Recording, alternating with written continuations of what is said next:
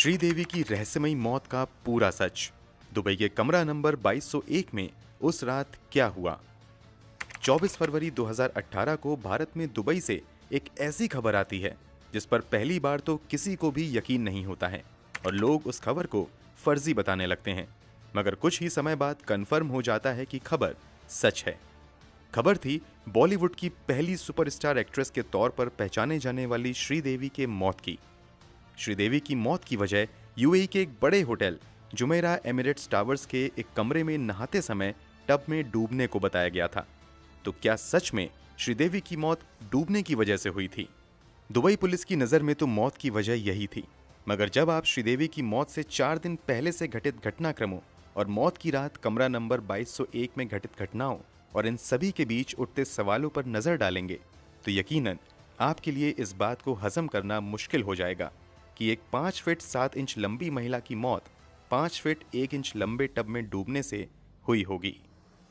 तो आखिर श्रीदेवी की मौत की पूरी सच्चाई क्या है?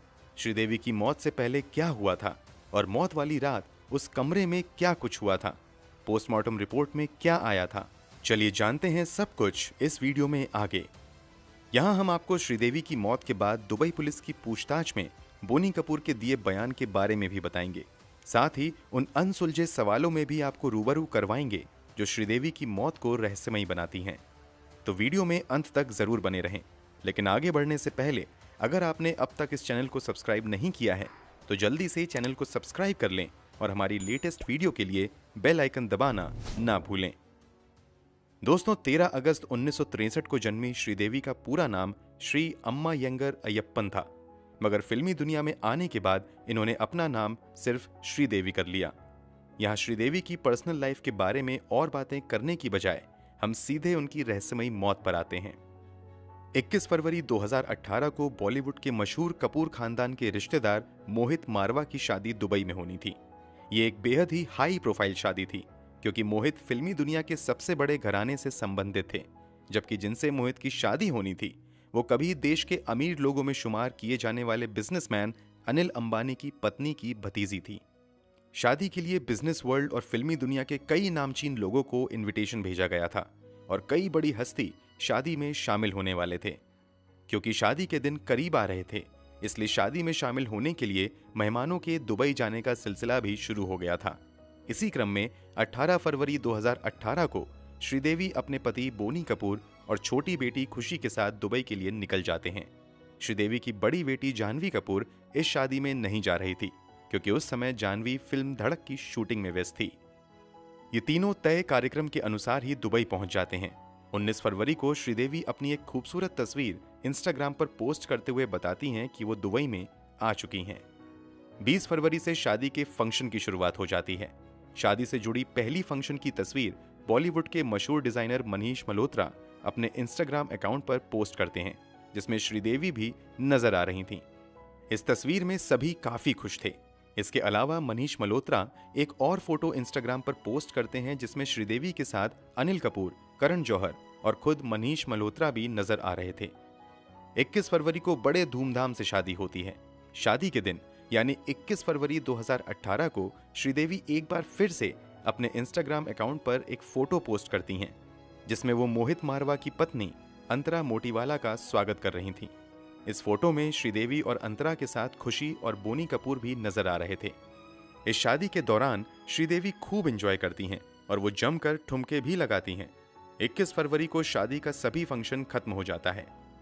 बिजी शेड्यूल होने की वजह से श्रीदेवी के पति बोनी कपूर 21 फरवरी को ही अपनी बेटी खुशी के साथ भारत वापस आ जाते हैं क्योंकि बोनी कपूर को उत्तर प्रदेश इन्वेस्टर समिट में शामिल होना था। इन लोगों के साथ श्रीदेवी वापस नहीं आती हैं। श्रीदेवी के ना आने के पीछे 2 वजह बताई जाती हैं। एक दावा यह किया गया कि श्रीदेवी की एक बहन दुबई में ही रहती थी और वो उनसे मिलना चाहती थी, इसलिए वो दुबई में ही रुक गई थीं। दूसरा दावा किया जाता है कि श्रीदेवी के वापस ना आने की एक बड़ी वजह यह थी कि वो अपनी बड़ी बेटी जानवी कपूर के लिए कुछ शॉपिंग करना चाहती थीं, क्योंकि जानवी फिल्म शूटिंग में बिजी होने की वजह से शादी में नहीं आ पाई थीं। इसलिए Sridevi hotel Jumeirah Emirates towers में ही रुक जाती हैं। उन्हें 2201 कमरा नंबर मिलता है। प्लान के मुताबिक अगले दिन 22 फरवरी 2018 को Boney Kapoor UP investors summit में भाग लेते हैं जो लखनऊ में आयोजित किया गया था। इस प्रोग्राम के बाद बोनी कपूर अगले दिन 23 फरवरी को अपने एक दोस्त की बर्थडे पार्टी में नजर आते हैं। इधर दुबई में रुकी श्रीदेवी 24 फरवरी को बोनी कपूर से फोन पर बात करती हैं और कहती हैं कि मैं तुम्हें बहुत ज्यादा मिस कर रही हूं। फिर इन दोनों की फोन पर इधर उधर की बातें होती हैं और थोड़ी देर बाद बोनी कपूर फोन रख देते हैं। चूंकि श्रीदेवी फोन पर कहती हैं कि वो बोनी कपूर को मिस कर रही हैं, इसलिए बोनी कपूर श्रीदेवी को सरप्राइज देने का फैसला करते हैं और वो श्रीदेवी को बिना बताए 24 फरवरी को ही शाम में दुबई के लिए निकल जाते हैं। अब 24 फरवरी यानी श्रीदेवी की मौत वाले दिन की दो कहानियां हैं। दुबई के एक न्यूज़पेपर खलीज टाइम्स के मुताबिक 24 फरवरी 2018 की घटना के बारे में पुलिस पूछताछ के दौरान बोनी कपूर को दिए बयान के अनुसार लगभग 6:20 के आसपास शाम में बोनी कपूर होटल पहुंचते हैं और वो कमरा नंबर 2201 पर नॉक करते हैं। श्रीदेवी इसी कमरे में थीं। आवाज सुनते ही श्रीदेवी कमरा खोलती हैं और वो बोनी कपूर को देखकर सरप्राइज्ड रह जाती हैं और काफी खुश भी होती हैं। फिर दोनों कुछ देर आपस में बातें करते हैं। बातों ही बातों में बोनी कपूर श्रीदेवी से डिनर पर साथ चलने की रिक्वेस्ट करते हैं। बयान के अनुसार श्रीदेवी भी मान जाती हैं। होटल के कमरे में दाखिल होने के बाद बोनी कपूर और श्रीदेवी लगभग आधे घंटे तक आपस में बातें करते हैं। फिर श्रीदेवी कहती हैं कि वो डिनर पर जाने से पहले फ्रेश होना चाहती हैं। इसी के बाद श्रीदेवी लगभग 7 बजे के करीब बाथरूम में नहाने के लिए चली जाती हैं, जबकि बोनी कपूर कमरे में बैठकर टेलीविजन पर क्रिकेट मैच देखने लगते हैं। ये मैच भारत और दक्षिण अफ्रीका की टीम के बीच खेला जा रहा था। मैच देखते देखते लगभग 20 मिनट हो जाते हैं। तब बोनी कपूर नोटिस करते हैं कि श्रीदेवी अब तक बाथरूम से नहाकर नहीं निकली हैं। इस पर वो आवाज लगाते हैं और कहते हैं कि हमें लेट हो रहा है, जल्दी करो, मगर अंदर से कोई जवाब नहीं आता है। इसके थोड़ी देर बाद बोनी कपूर उठकर बाथरूम के करीब जाते हैं और वहां पर खड़े होकर आवाज लगाते हैं, मगर इस बार भी उन्हें अंदर से कोई जवाब नहीं मिलता है।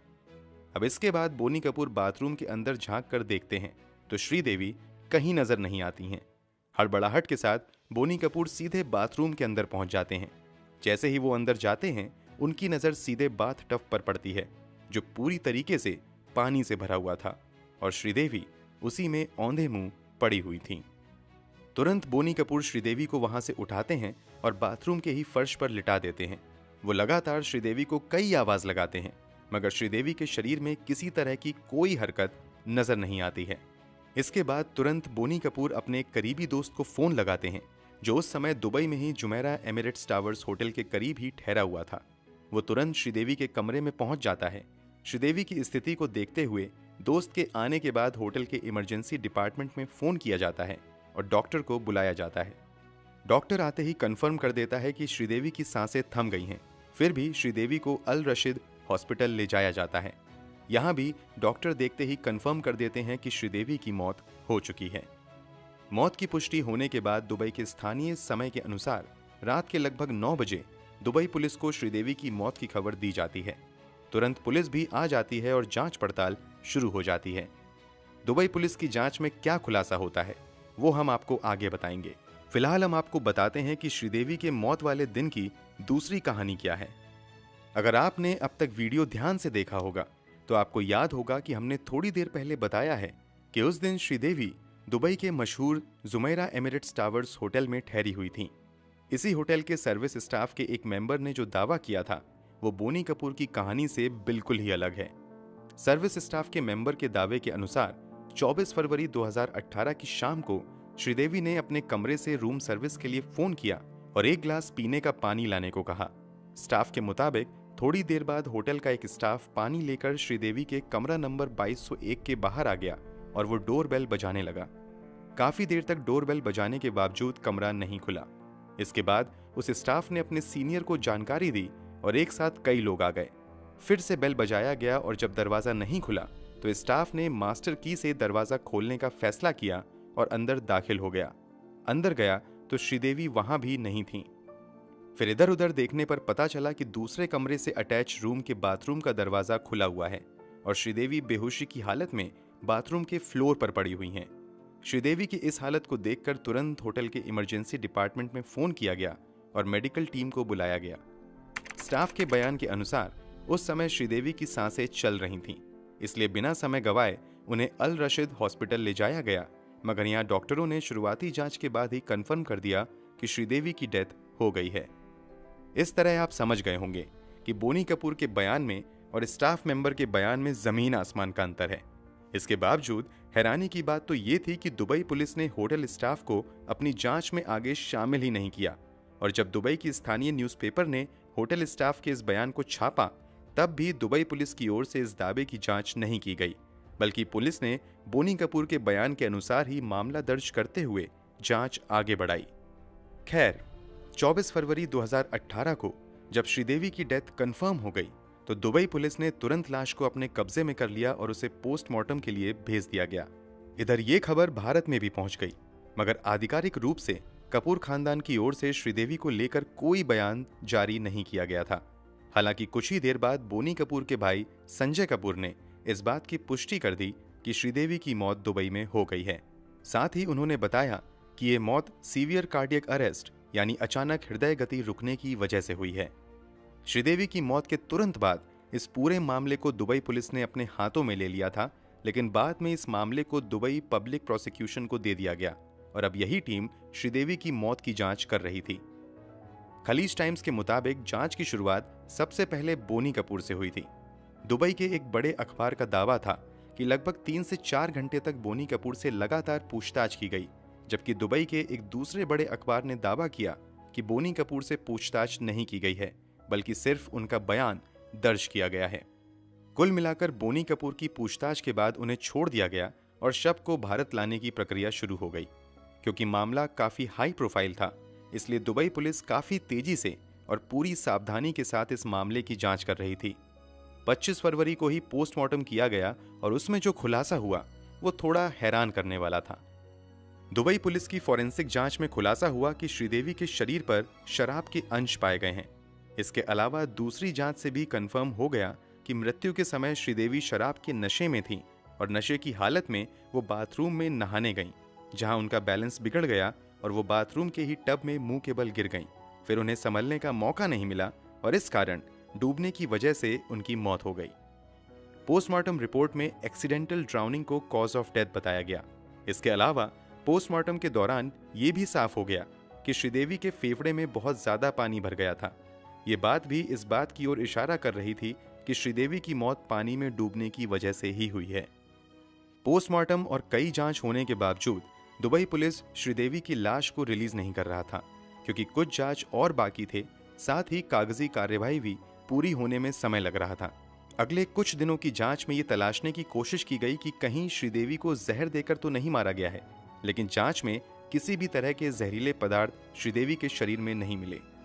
जब दुबई पुलिस की नज़र में श्रीदेवी की मौत की वजह बिल्कुल स्पष्ट हो गई, तो आखिरकार 27 फरवरी को दुबई पुलिस ने श्रीदेवी से जुड़े केस को बंद कर दिया और अब लाश को भारत भेजने की अंतिम तैयारी शुरू हो गई।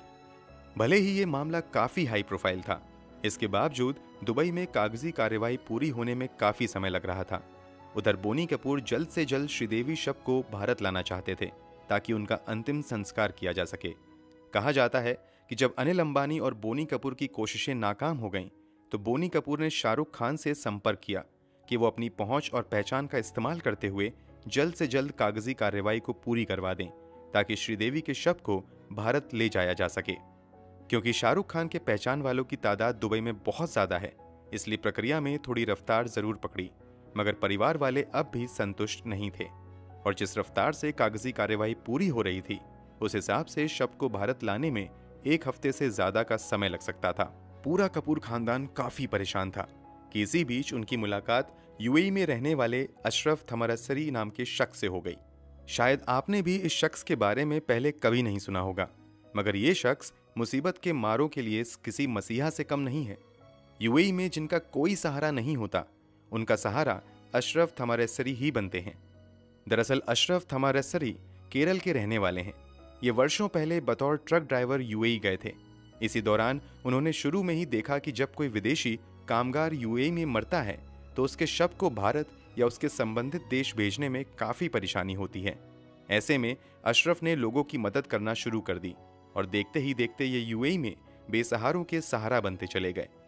2018 तक अशरफ 5,670 शवों को भारत, पाकिस्तान, बांग्लादेश, इंडोनेशिया फिलीपींस जैसे देशों में भेज चुके थे।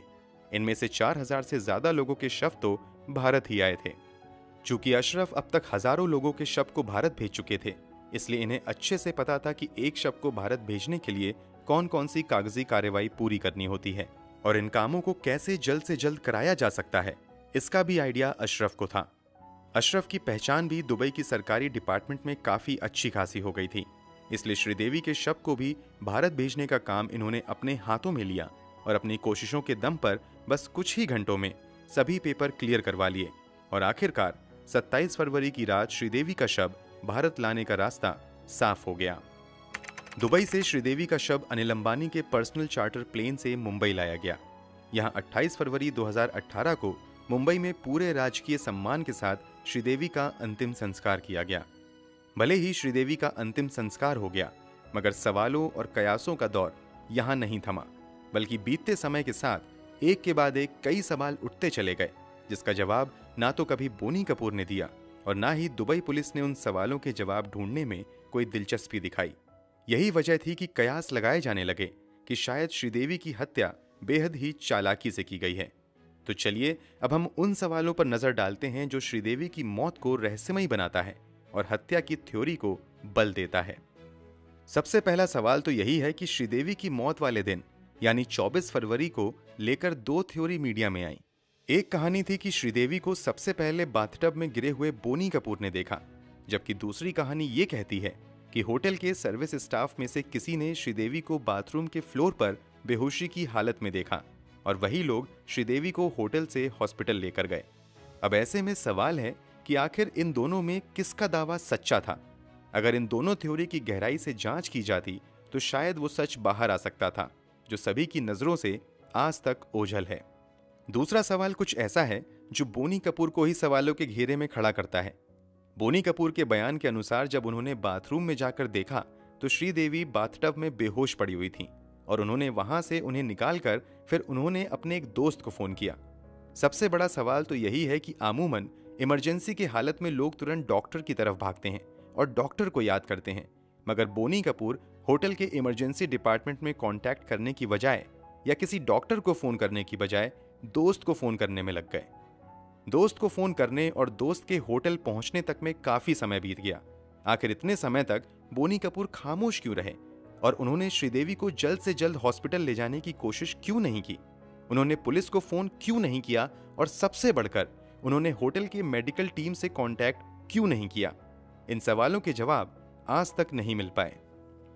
श्रीदेवी की मौत के बाद डायरेक्टर सुनील सिंह ने खुलासा किया कि कुछ समय पहले ही ओमान में श्रीदेवी ने अपना 240 करोड़ रुपए का इंश्योरेंस करवाया था।